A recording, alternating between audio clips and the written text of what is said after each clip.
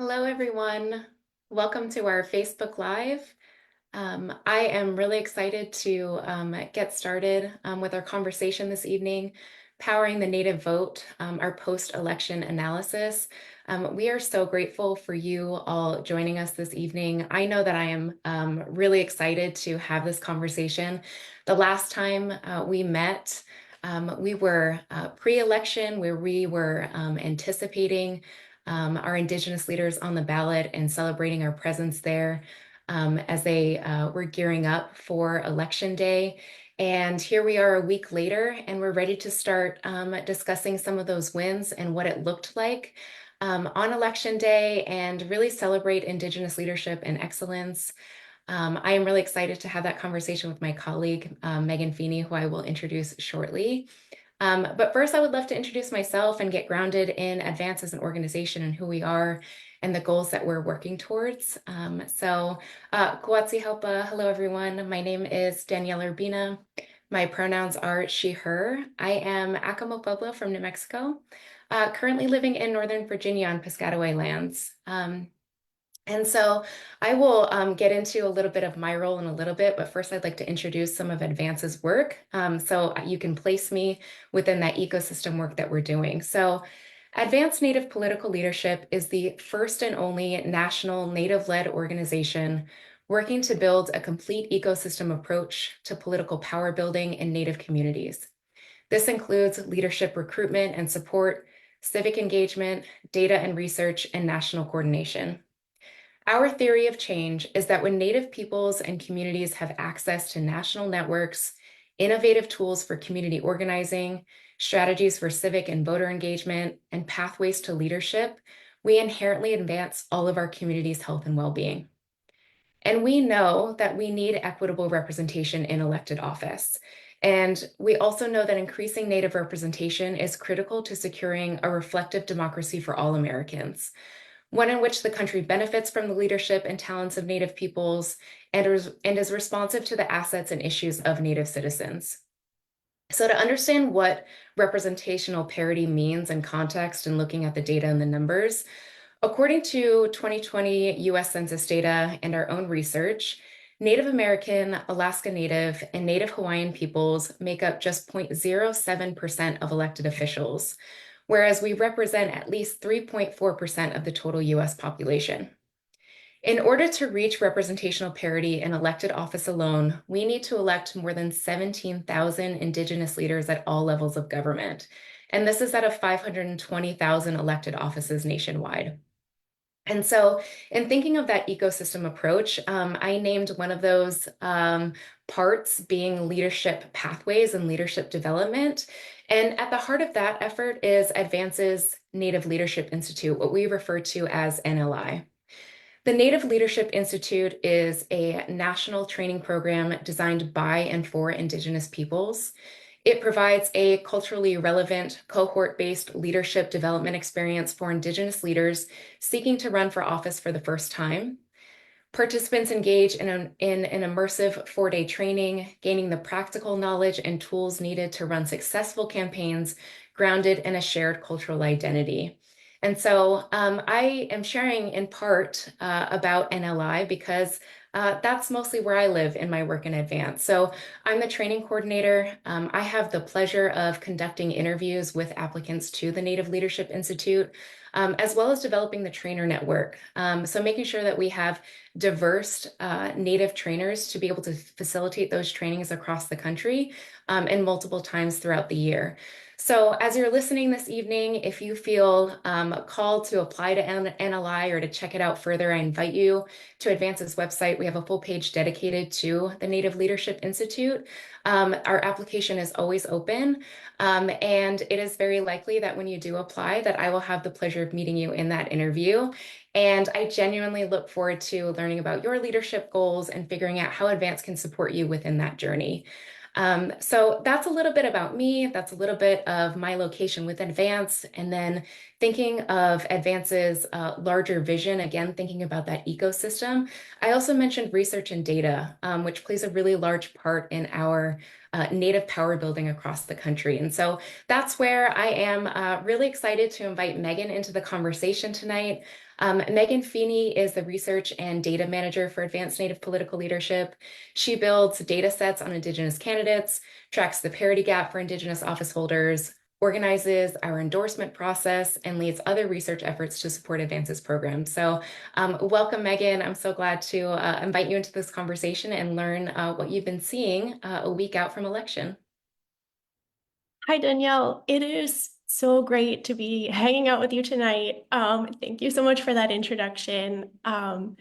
I'm so excited to talk about the election results with you. So hello to everyone listening. I'm Megan Feeney. I use she, her pronouns. I'm the research and data manager at Advance. I've been here for about a year and a half. Before I joined Advance, I worked as a staff writer for the website Ballotpedia, collecting data on state and local candidates across the country. Um, I was part of a team that followed about 10,000 candidates in even years. So figuring out where people are running and what the results look like. And before that, I was a philosophy PhD student at Rutgers University in New Jersey, studying philosophy for 7 years, graduated in 2019, and took a hard 180-degree turn. And it is an immense pleasure and privilege to be working with y'all. And I'm really grateful to be here. So just a little bit of background about our candidate tracking before we get into the numbers. So we started this work last year, following candidates in 2024. It really began in 2023. And I should mention before we start that we do all this work in partnership with ICT. We're exchanging candidates with each other and tips, and really grateful to ICT for their partnership on this project.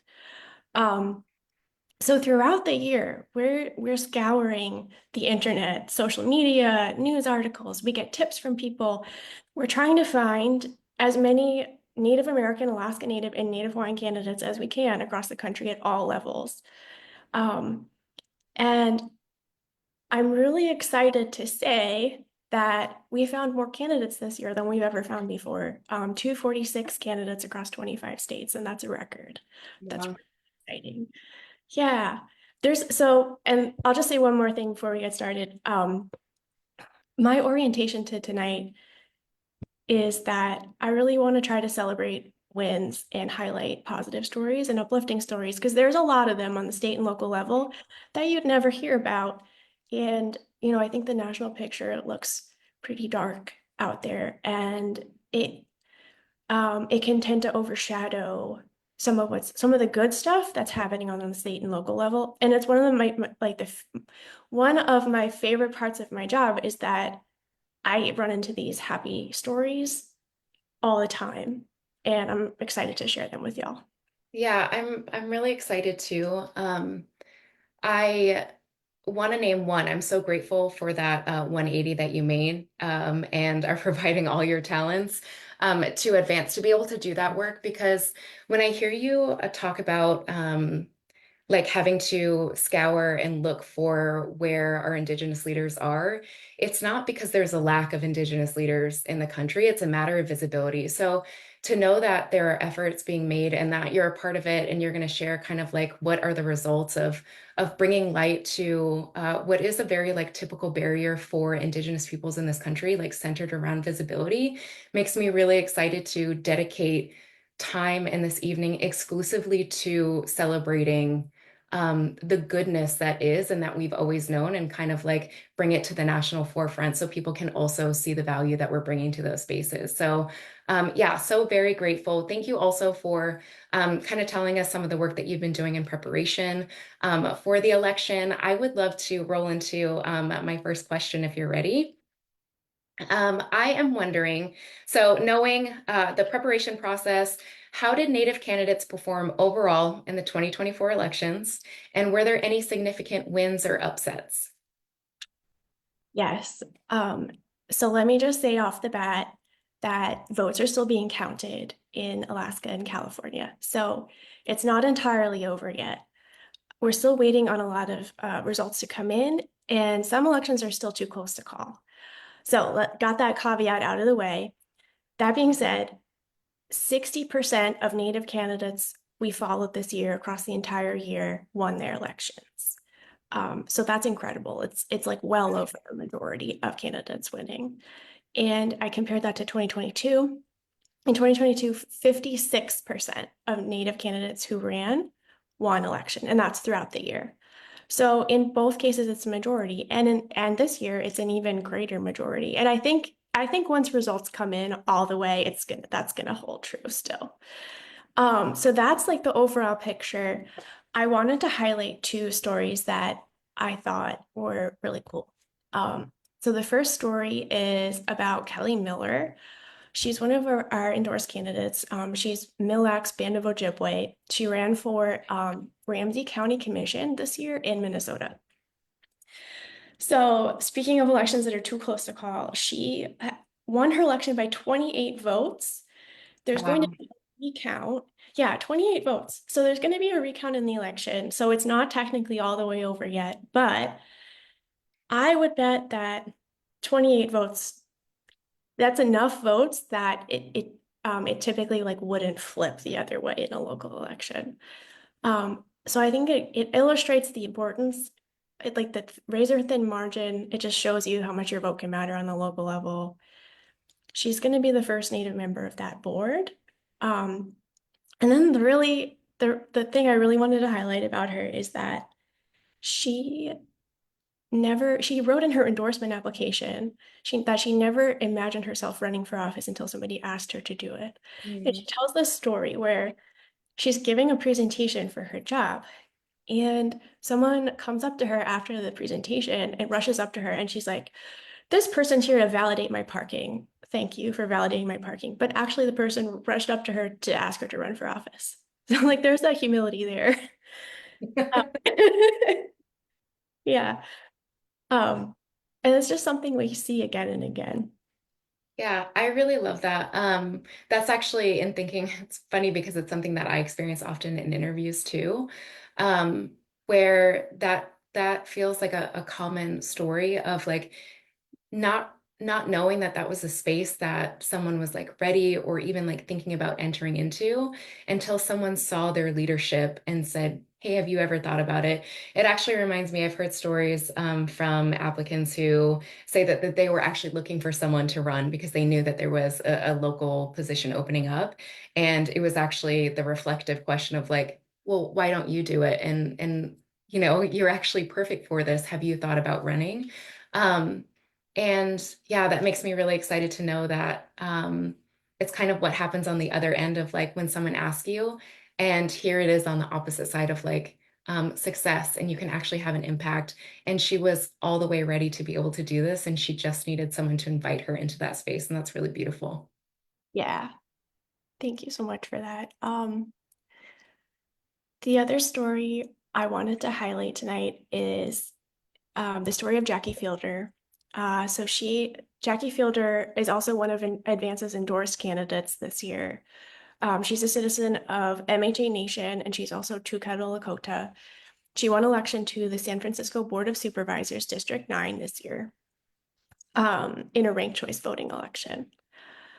Um, the thing about Jackie Fielder, there's a couple things I want to highlight that made me happy.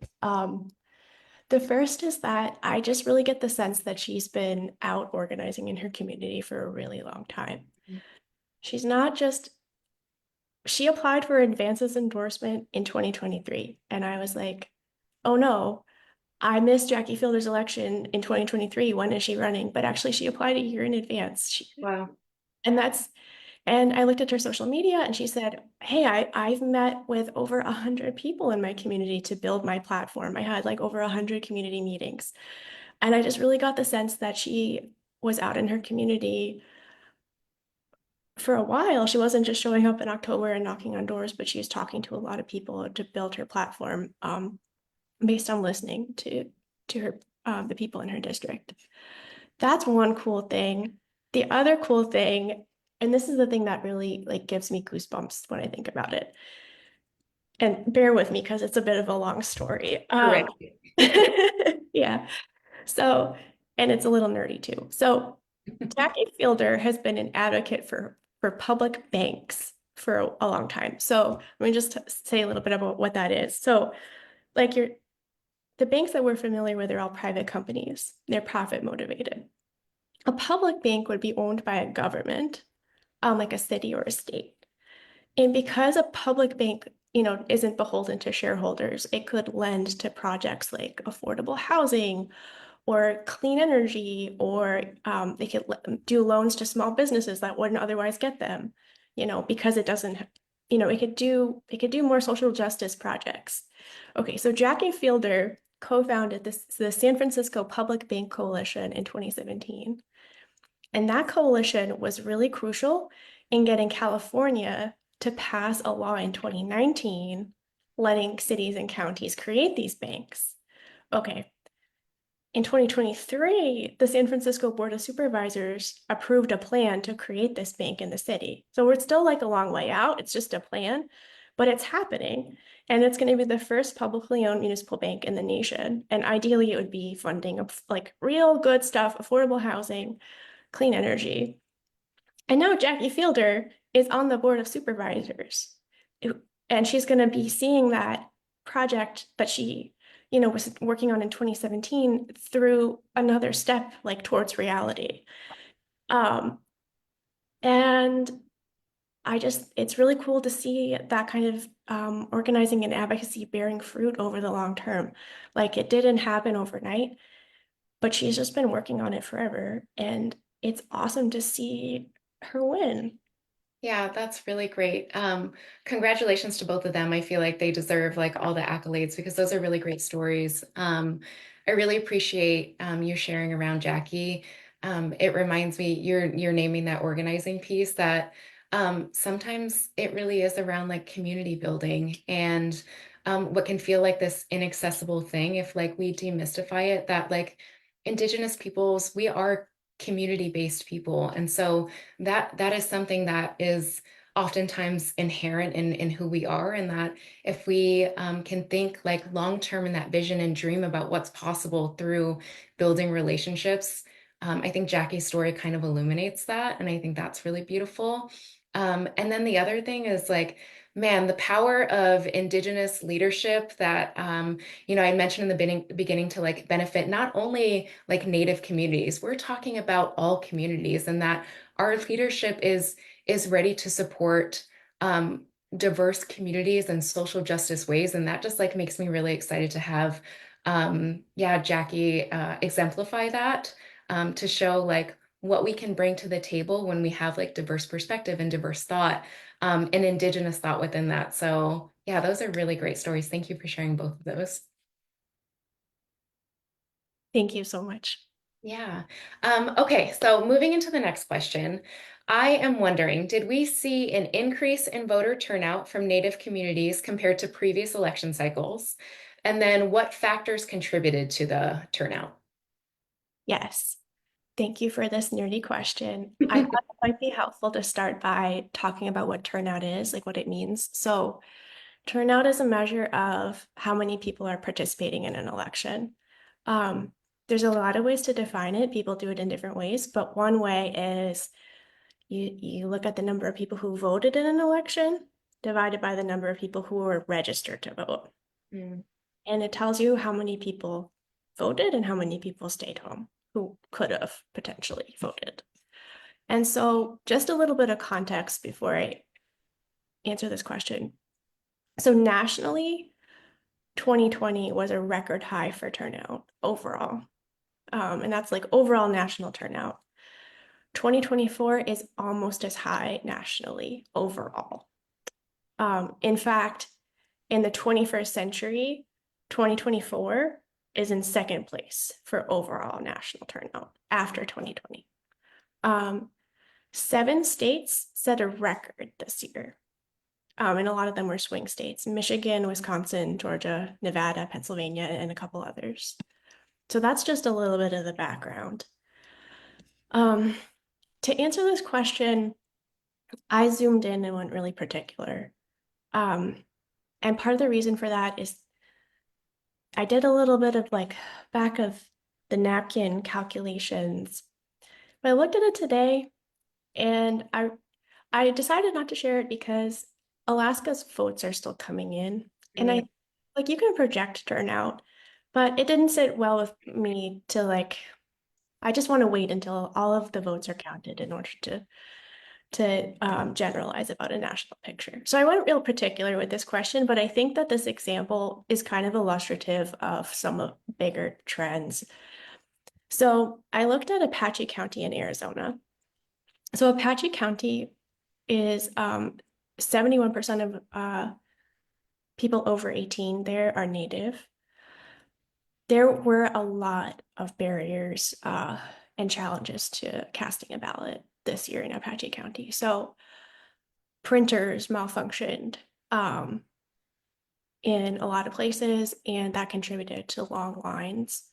One voter signed an affidavit saying that they waited 3.5 hours to vote.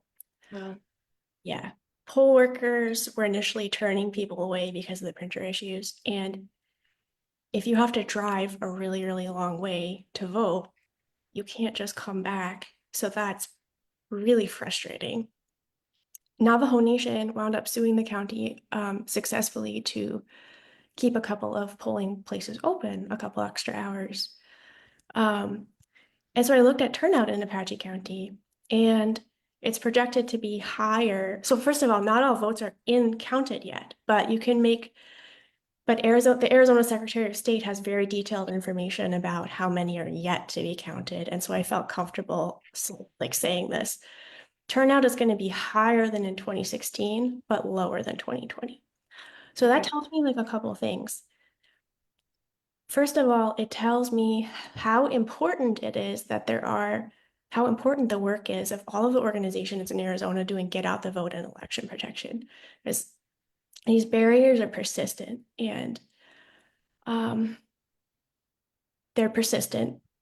So we're just really grateful to the work of organizers like Arizona Native Vote and Janie Parrish, Native Organizers Alliance and Illuminative, ASU's Indian Legal Clinic doing election protection, and NARF doing election protection on the national level, just and so many more. So I think this story drives home the importance of that work, and we're all really extremely grateful to those organizations and all the people working very hard.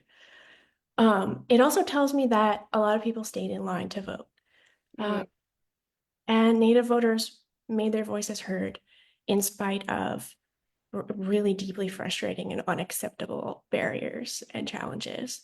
So a lot of people stayed in line to vote. That's not to say that. Anyway, so that's more of a bittersweet story. yeah. I think it's illustrative of a lot of the challenges, and also the importance of the work of the people I mentioned. Yeah, as as a Native person who's on Native social media, I felt like I was watching that in real time. So it was really interesting to hear you update that on the back end and to hear kind of like more officially what the challenges were and kind of what was happening, knowing that I could see so many organizations on my social media feed encouraging Native voters to stay there, that their voice still did matter.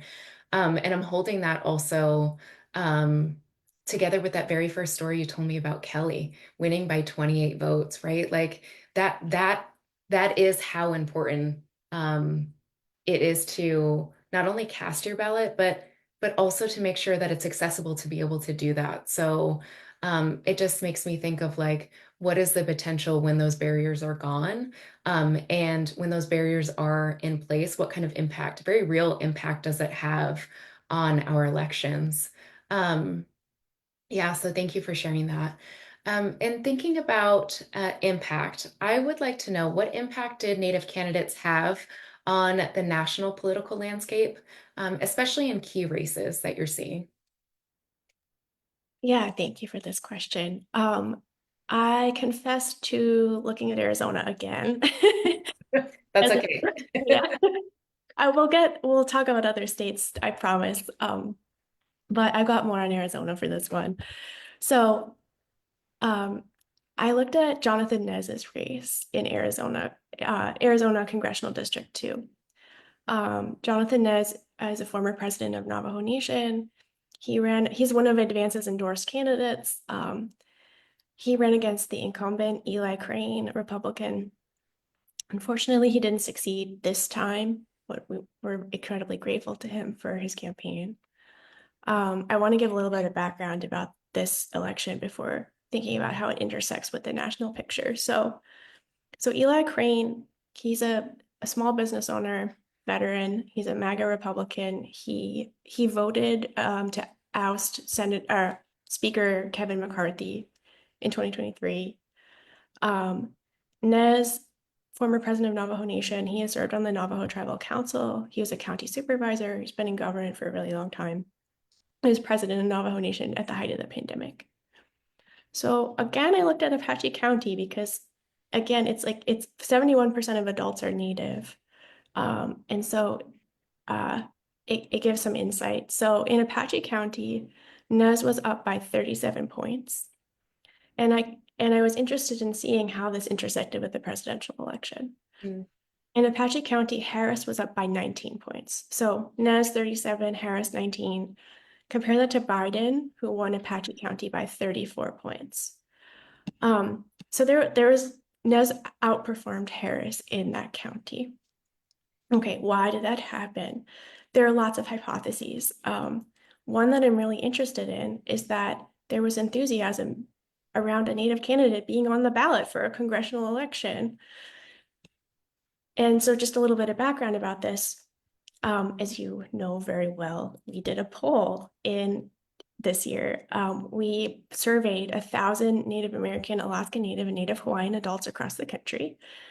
And one thing we asked folks was, hey, would you prefer to vote for a Native candidate who shared your values, all other things being equal, or would it not make a difference to you that they're Native? And a large minority of folks said that they would prefer to vote for a Native candidate. So it's not a majority, but it was big enough that it made me think, So among Native Americans, 41% said they would prefer to vote for a Native candidate. 53% said it would make no difference. So 41 versus 53. And then among Democrats in particular, 47% said I would prefer to vote for a Native candidate, and 48% said no difference. So that's like 47-48. It's close. Yeah. So that's one hypothesis I'm really interested in, um, but it's really tricky. So one thing I'm interested in is, did Nez's presence on the ballot, did that boost turnout in the congressional district? And unfortunately, the answer is I don't know yet because the district changed a lot after redistricting. Its boundaries changed quite a bit, and it became a lot redder. It became a Republican majority district with a lot of independents. And so there's only really been one previous election prior to this with the district as it kind of currently exists in 2022. And so I could look at how, compare turnout between 2024 and 2022 in that district, but it's a presidential year versus a midterm year. Yeah. And presidential years always draw out more people than midterm years. So it's not super informative. So I was thinking to myself, I'm going to have to wait until 2028 to answer this question. But I think it's a really live hypothesis. It's a really strong possibility that enthusiasm about Nez being like running for Congress um, was real and significant. Yeah. I I mean thinking about the goal, right, of like bare minimum equitable representation, representational parity of like 17,000 seats, like that is a long game that we're working towards. So I hear 2028 and I wish that were tomorrow just to be able to kind of like know. And it also leaves me hopeful that you also have some like guideposts to kind of like it sounds like think about like what you can focus on in that 2028 to be able to like get closer to some clarity. Is that right? Like, does that kind of give you guidance in that way? Yeah, I think it gives a lot of guidance. And it just I think there's a tendency to want to rush the analysis. Yeah.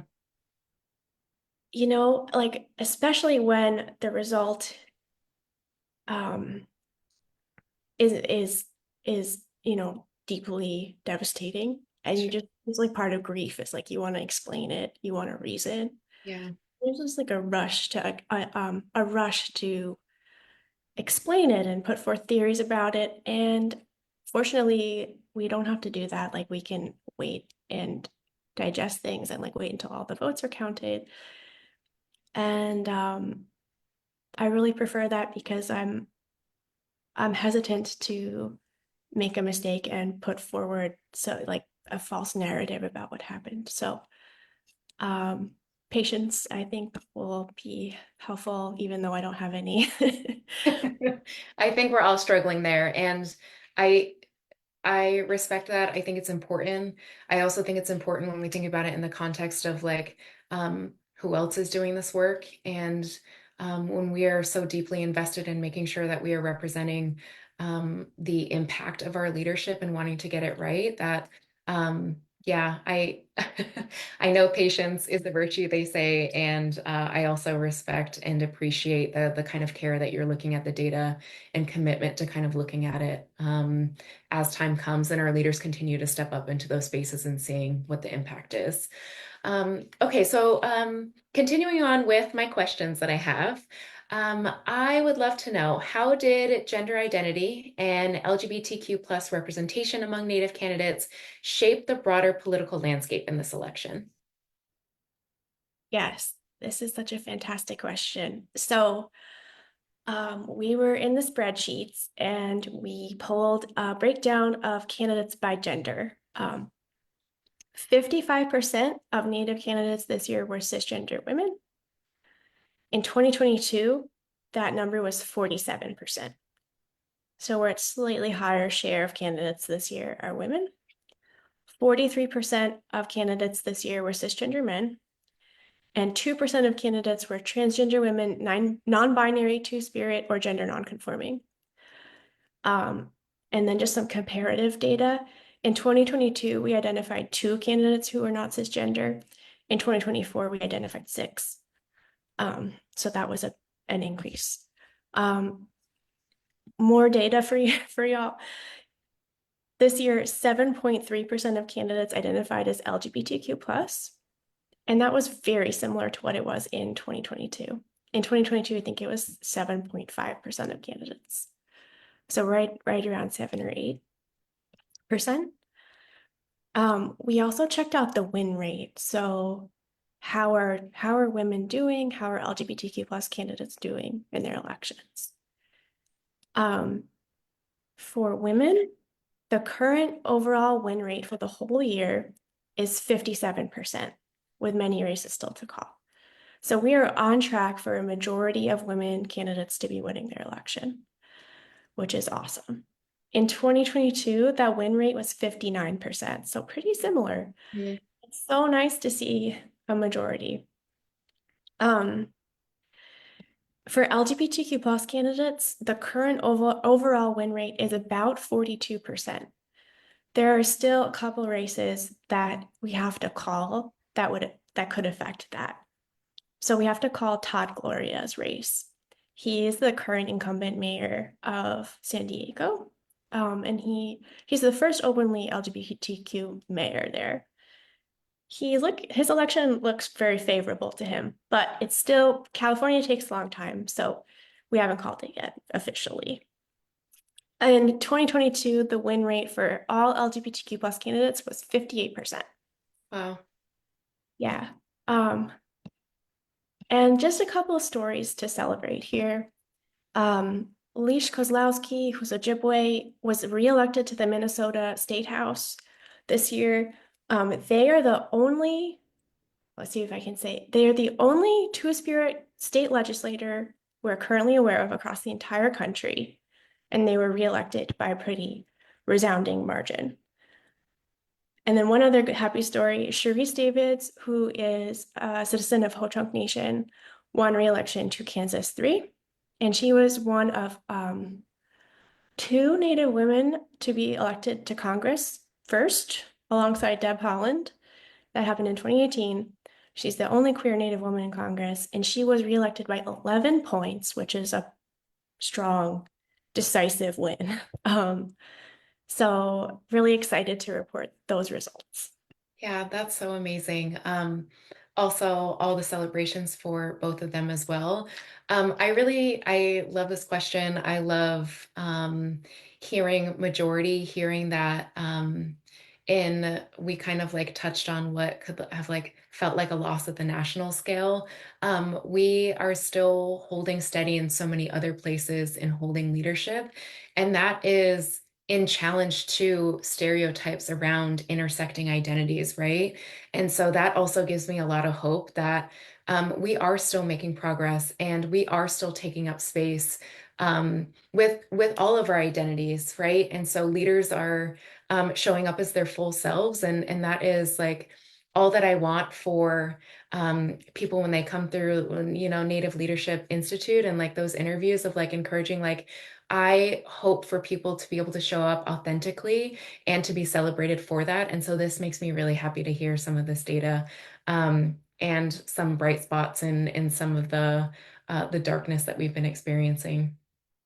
Okay, so um, to the next question. I am going to switch to incumbents. And so I'm wondering, did incumbents among Native candidates generally hold their seats, or did we see more newcomers breaking through? Yeah, interesting question.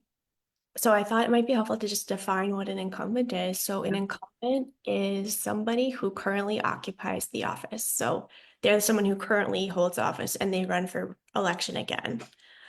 So if we found 140 incumbents this year. They represented about 50%, 56% of all candidates. So a little over half.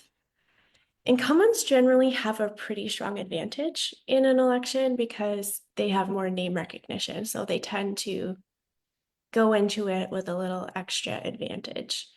And that's reflected in the win rates. So the overall win rate for incumbents this year is 86% as of yesterday. Oh, It's high. yeah. And compare that to 2022, 89% of incumbents won. So it's in the upper 80s. And so that's good news for parity. We want Native incumbents to retain their seats like that. I think that's great news. And another bright spot I wanted to share. At the beginning of this year, we made a list of all of our um, values aligned incumbents who were up for reelection this year, where we thought it was going to be really tough. So some folks had won their previous race by very thin margins. They were Shea Backus in Nevada, Charlotte Little in New Mexico, Anessa Hartman in Oregon, and Maxine Dibert in Alaska. So just to give you like a sense of how close it could have been, Charlotte Little had won her previous election by 0.4 points. Hartman had won by 0.5 points, and Backus had won by 2.6 points. So we followed their elections pretty closely. And Maxine Dibert's election has not yet been technically called yet. But Shea Backus, Charlotte Little, and Anessa Hartman all won re-election. And Maxine Dibert's race looks very favorable to her. So much so that I don't mind saying that here. So it is awesome to see. And so these are all Native women state legislators who are incumbents, and they all won re-election. And that was not a given. That was something that we, you know, I to be truth be told, I didn't necessarily expect all four to win re-election, and they Oh, did. yeah. Yeah. That's amazing. That also, I just kind of like want to pick up on that thread too of like there's a couple themes that are coming out, right? Like the power of vote and to be able to like actually have your voice heard in making sure that you're represented by the leader of your choice. And also people want Indigenous leadership. So like that makes me really happy. It makes me happy too. Um, and it also reflects a lot of really hard work. Yeah. let me, I have more happy stories on this Okay. question. Sorry, going. I, I could go, I mean, I could go on and on about these four people, but um, so we talked about incumbents. We also, so we like when incumbents win re-election. We also like when new non-incumbents win because, and in particular, take over seats. So this year, we identified 30 non-incumbents who have won elections so far, compared to 27 in 2022, with more elections yet to be called. So that number is strong this year too. And the final story I have on this question is in New Mexico. Um, Next year, the New Mexico state legislature will have a majority women members. Women won 11 additional seats in the legislature this year. And in fact, in the state house in particular, there will be the largest female majority, legislative majority in the history of the US. Wow, Yeah, that's amazing. and Native women carried it. This includes Native women incumbents who won re-election, like that was a part of it. But there were also some new folks who ran and won.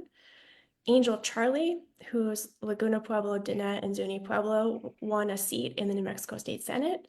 She is an alum of Advance's Native Leadership Institute. And Michelle Paulina Beta, who's Diné, won a seat in the New Mexico House. She's an endorsed Advance candidate. Um, and lots of folks I'm not mentioning. So the story there is that Native women were an essential part in flipping this, in creating this new female majority in the legislature and making history. And that gives me some chills. Like, Yeah, I know when you said it in the country like that, how powerful is that? That's so amazing. I also appreciate that you mentioned kind of like the hard work, and I think about like, wow, what that moment must feel like for them, knowing like what the journey has been up until this point. And I hope that there are moments of like celebration for them too, for what you're naming as this historic moment. It's really beautiful. Um, and what it sounds like is to also like open doors for more women to envision themselves also being able to follow in those footsteps and to be able to take up space in that way too. And to me personally, like that is the power of representation. And that's like how I frame it of like, if there's one, then we can start to dream that and we can start to believe it and it becomes a reality for more people. So, um, yeah, amazing stories. Thank you for sharing those. Okay. So now thinking about party affiliation. How did party affiliation impact the success rates of Native candidates, and were there any noticeable shifts in party alignment? yes. So again, was in the spreadsheets. Here's the party breakdown for candidates this year. 47% of candidates were Democrats. 11% were Republican. 40% were nonpartisan, and 2% were independent. And I rounded a little bit there, so just have um okay, so what is a nonpartisan office? Just for clarity, a nonpartisan office is it's an office where your party doesn't show up next to your name on the ballot. So like Okay. a lot of local elections, like school board, there's no party next to the candidate's name. So we found a lot of nonpartisan candidates this year, about 40%. So if you factor them out, it turns out that there's a pretty strong Democratic advantage among candidates. Um, I also checked out the win rates for this year, and they were pretty similar across parties. So for Democratic candidates, the win rate was 55%. For Republican candidates, it was 59%. Independents, it was 60%. Um, and then finally, for nonpartisan candidates, it was 66%, so a little bit higher. Mhm. And I think that's just because nonpartisan elections tend to be local elections, and a lot of them are not contested. So a lot of candidates just run unopposed, and it's a little bit easier to win. I also checked out the change from 2022 to now. When you factor out nonpartisan candidates, it's very similar. So there's no like party shift happening. Okay. It just turns out we found more local candidates this year than we did in the past, and that kind of makes it a little wonky. But when you remove them, there's no real change. Okay, that makes sense. Thank you also for explaining that so clearly. Um, for I think it's actually really cool that we are finding more running at the local level in those nonpartisan positions, because I also think that is such like an untapped uh, like availability of positions, right? Like accessibility into office and not knowing that there are opportunities for leaders to be able to influence. And to hear you say that many of them go uncontested. And so there is a part of our curriculum for NLI where we like look at offices at different levels and think about what the accessibility is and like what's needed to be able to you know, attain that seat and what it would look like. So really interesting to see us collect more data on the nonpartisan candidates there as well. So, and to still also hear that about the party shift when you kind of like remove that. So thank you for giving us your data brain and explaining it all very easily. Okay, I am ready for our last big question before I move into some lighthearted lightning round questions for you. So now that we know all this, looking ahead, what lessons can we draw from the 2024 election results to better support Native candidates and increase their representation in future races? Yes, so I pulled out three takeaways. The first is that so many Native candidates, we hear it again and again, never imagined themselves Mm, running for office until someone from their community asked them to do it and said, I believe in you. I think you would do a way better job than what we've currently got going on. Like, we need you in there. And otherwise, people don't think of it as a path for themselves. And so, like, it, it can be super impactful simply to ask someone to run and give them that vote of confidence. That's number one. Like, that's something I hear from many people. The second thing is that candidates need more institutional support. And that's not just money or training, it's also just connections. mm, In particular, connections to other Native candidates would be helpful, just because I hear it again and again how lonely it can be to be the only Native person running for a non-tribal office in a particular place, and how much violence and hatred and indifference people can face out there. And one thing that I think, could do to help more with that is connect Native candidates to each other who are experiencing the same things and who can support each other and understand what it means to be in that position. Um, so one uplifting thought coming out of that is I was really, really happy when our colleague Mackenzie called all of the local candidates we had in the spreadsheet who won to say congratulations and also contact people who weren't successful this time to say thank you for running, because I think that's like one step towards connecting people and showing people that, hey, like, people are paying attention to what you're doing and we appreciate it. So turning that the data into human contact like was mm, really, we feel good. And then finally, last takeaway is that when the national picture looks really dark, there are still many bright spots on the state and local level. mm. And these offices have a huge impact on people's lives, even if they get overlooked a lot of the time. And also, there's so many opportunities out there for folks who are interested in taking care of their people by running for office. And it's not just, it can just be easy to focus on the presidential race, but if you look under the surface, there's a lot of good and hopeful stuff happening, I think. Yeah, Um, that's really beautiful. Thank you for sharing that and giving hope and giving light through all the data that you've shared this evening. I before we go into some more lighthearted questions, I also kind of like want to double down on that invite piece that like if you've been engaging with Advance and that I like I said it in the beginning, that thought has been there, like like consider this your invitation. Like you are enough as an Indigenous person in this moment with all of the experience and knowledge and expertise to be successful in these spaces, and you are so desperately needed.